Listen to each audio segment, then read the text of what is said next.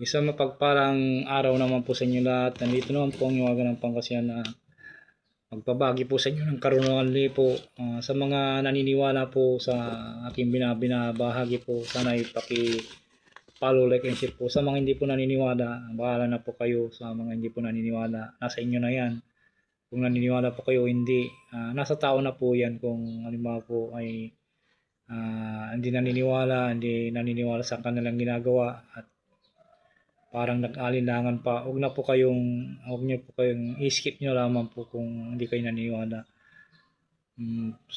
Sa ang aking mga binabagi po dito ay marami na pong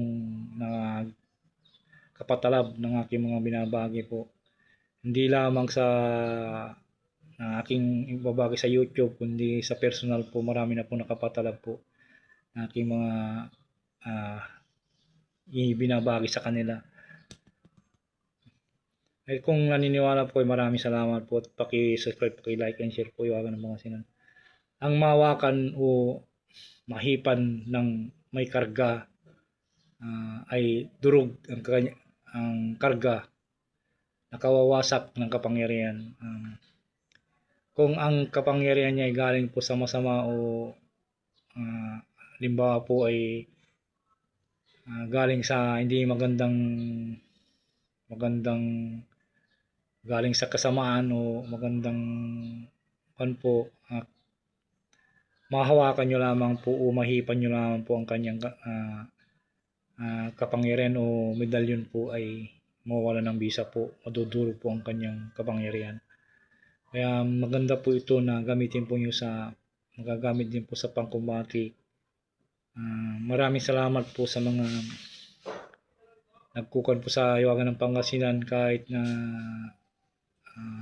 konti-konti lamang nag-view, okay lamang po yan, basta may makakon po nila na may magagamit nilang kaalaman na makukuha po sa akin.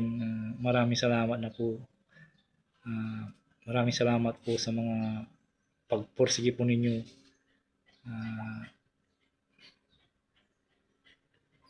Sana ay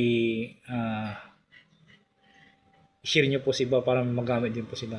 Ang mahawakan o mahipan na may karga ng masama ay durog ang karga, mawawasak ang kapangyarihan. Narito pang orasyon po. Sa itox, sarimi, lastot. Sa itox, sarimi, lastot. Yan po.